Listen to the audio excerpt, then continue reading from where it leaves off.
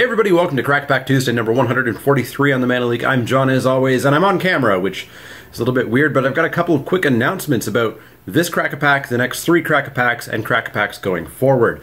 So the next 4 Crack-A-Pack Tuesdays are going to be Masters 25. I've got 4 packs sitting here. And these 4 packs were sponsored by a longtime viewer, longtime Patreon supporter, Sidian. He's paid for all these packs, and so he's going to get all the cards that we open up in here. If we open Jace Foil Jace, he gets himself Jace Foil Jace.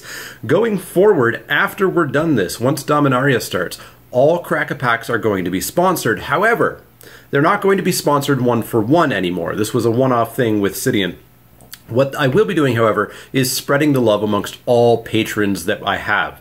So, every patron who's donating over $5 a month will have access to the chance of getting the cards that we open on Crack-A-Pack Tuesday. There's going to be one restriction, and that is that you can only get a Crack-A-Pack twice in a rotating 5-week period. That way, we don't get any feel-bads where somebody just lucks out and gets pack after pack after pack after pack after pack, but you can get really lucky and get pack and pack. And then you're out for a few weeks. But it's going to spread the love around. It's going to get more value for my patrons out there. I want to make sure that they're certainly getting value for what they're paying. So if you do want to get in on that, you're going to need to make sure that you join Patreon at patreon.com/themanaleague before April 1st, when the first charge will be processed, in order to be eligible for the Dominaria ones. But going forward, every Crack-A-Pack is going to go out to some viewer who's donating at the $5 level or more. So go check that out. Let's crack some packs. And here we are with, unfortunately, the open pack, because I'm bad at my job and I chose the wrong microphone input and recorded the entire pack. I'm bad at my job. Let's re-record with a pack that I know all the stuff is in already. Anyways, up first we have Jackal Pup. Jackal Pup is a single red mana for a creature, Jackal 2/1 from Tempest. Whenever Jackal Pup is dealt damage, it deals that much damage to you.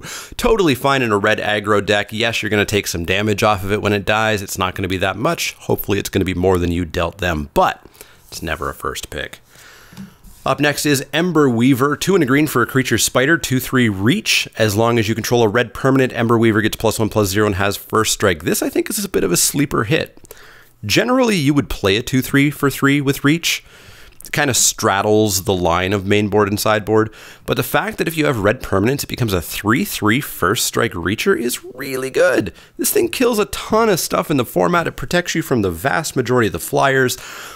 I think you should be playing this card more than you should. That being said, it's not a first pick. Up next is Accumulated Knowledge, 1 and a blue for an instant. Draw a card, then draw cards equal to the number of cards named Accumulated Knowledge in all graveyards. Remember, it counts your opponents. Cool card. 2 mana, draw a card is expensive. 2 mana, draw 2 cards. It's pretty darn good. 2 mana, draw more. Real good. If you can collect a bunch of these, if you're playing late game, if you've got control, if you are, planning to pass the turn, keeping up mana for a counter spell, nothing to counter, you got this, then it's decent, but it's not a first pick. Up next is Supernatural Strength from Amonkhet, single black mana for an instant. Until end of turn, target creature gets +2/+0 and gains. When this creature dies, return it to the battlefield tapped under its owner's control. Good combat trick. If you're being aggressive, this lets your creature that you're turning sideways turn sideways one more time and maybe kill something on that last time. Yeah, fine combat trick. Nowhere near a first pick. Up next is Renewed Faith. Renewed Faith is 2 and a white for an instant. You gain 6 life, cycling for 1 and a white. When you cycle Renewed Faith, you may gain 2 life. This doesn't really have a home. I love the art. It really reminds me of Gift of Orzhova, but it doesn't have a home. Not first picking it, not really playing it. Up next is Ghost Ship, 2 blue for a creature spirit. It's a 2/4 flyer, blue, regenerate Ghost Ship from the dark. Yeah, this card is obnoxious to deal with. If you saw my Chandelar playthrough, this was a keep component of my deck because things just don't attack into it well. Our next card will be. I actually opened these in a separate order on the first video, so my segue is not going to work this time around. Yeah, it's really obnoxious to deal with. If you're planning to go late game, you want a Ghost Ship because it blocks everything from turn 1, 2, 3, 4, 5. And then the big things that it doesn't kill or stop from attacking, You just pay 3 blue and it still stops them. This card's obnoxious. You want these if you're going controlling. I don't think I ever first pick it though. The card that does attack into it really well, assuming they can't regenerate it, is a Woolly Loxodon. 5 green for a creature, Elephant Warrior. It's a 6/7, but you can morph it for 3, so it's a 2/2, and then unmorph it for 6. This card's an all-star. It was in Khans of Tarkir. It's really damn good here still.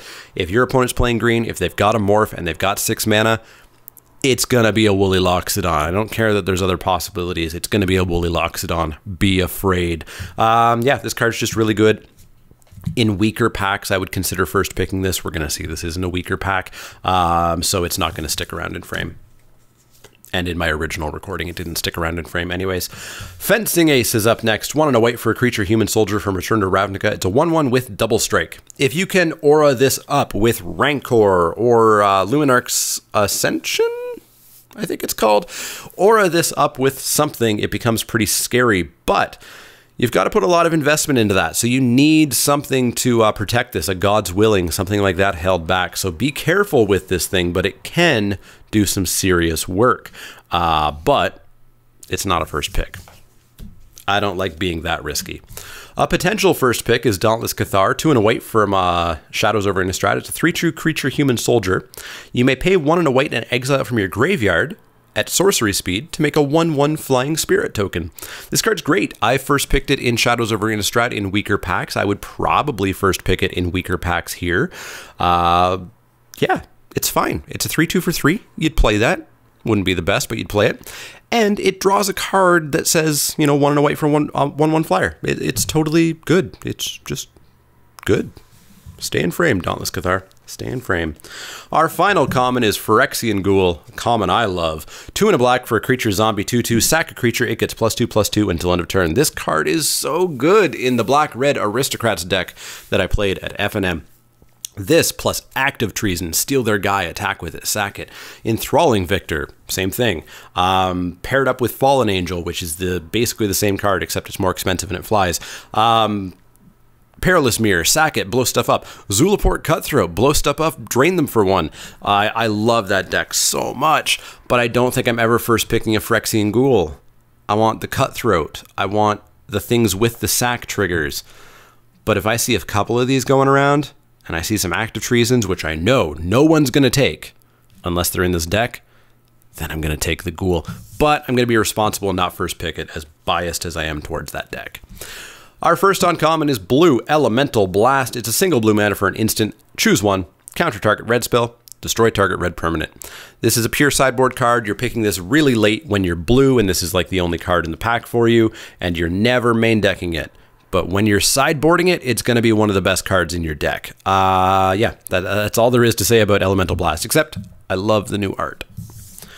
Our second uncommon is Zulaport Cutthroat. How crazy that I was just talking about it. 1 and a black for a creature, human rogue ally from Battle for Zendikar. It's a 1/1. Whenever Zulaport Cutthroat or another creature you control dies, each opponent loses 1 life and you gain 1 life.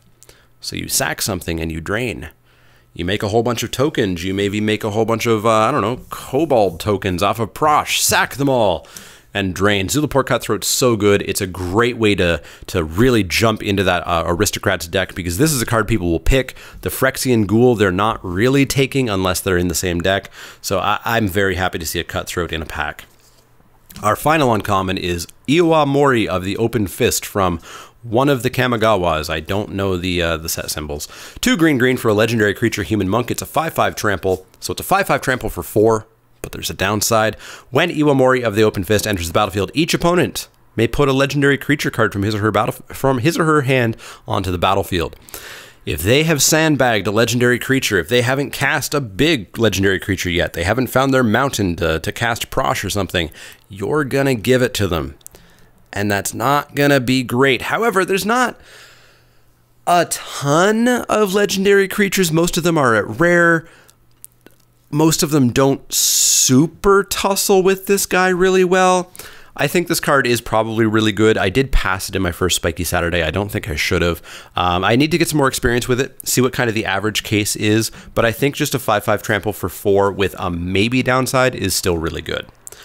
Our foil in this pack is an Elvish Aberration, 5 and a green for a creature elf mutant. It's a 4/5 from Scourge. Tap, add green, green, green to your mana pool, so it ramps you when you no longer need ramp. Or you can forest cycle it. You can pay 2 generic mana, throw it away, go in your library and get a forest and put it into your hand. The cool thing about these is they actually function as fixing for the color that they are. So if I'm playing red-blue, I can put this in my deck and a forest or 2 and some really awesome green bomb. And if I draw this early, I can pay 2 when I have a chance, go and get my forest, and I fixed my mana. If I already have my forest, I can cast this guy on turn 6 or whenever I have my 6th land, and then I just have a 4/5 that taps for mana. It's not great, but it's fine. So think outside the box a little bit on these guys. They work amazingly as mana fixing. I'm never first picking them though. Our rare is Pendelhaven. Pendelhaven is a legendary land. Tap, add green to your mana pool. Tap, target 1/1 creature gets +1/+2 until end of turn. From Fallen Empires. Yeah. Not the best card. You know, we can turn on our Cutthroat, make it a 2/3. It's not going to do much. Works a little bit better with our Spirit. Works a little bit better with our Fencing Ace. But there's just not a ton for Pendelhaven to do. If you can really build a 1/1 deck, I guess maybe it'll work out. But I'm not super sold on Pendelhaven. I don't think I'm picking it or really playing it. So in this pack, we are looking at Cutthroat, Iwamori, or Dauntless Cathar. And I'm just super biased towards the Cutthroat because I love that Aristocrats deck.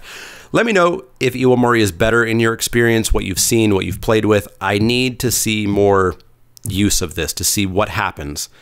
Is it just a 5/5 for 4 with trample most of the time?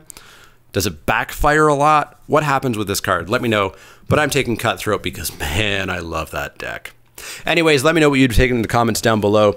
As always, if you have any questions, comments, or suggestions, you can find me on Twitter at the Mana Leak. That's LEEK like the vegetable, not the card. You can also find me at facebook.com/Mana Leak, twitch.tv/Mana Leak, and patreon.com/Mana Leak, where remember, if you become a $5 patron before April 1st, you will be eligible to be a Crack-a-Pack sponsor. You will randomly be chosen to get all the cards that I open in a week's pack, starting with Dominaria. These packs are all sponsored by Sidian, so all of these cards, or I guess the cards that he wants, he'll let me know, are going to go off to him, and you can be one of those people starting with Dominaria. If you like the content, click that thumbs up button, click subscribe if you want to see more, and if you do have questions, comments, or suggestions, let me know. Otherwise, see y'all next time.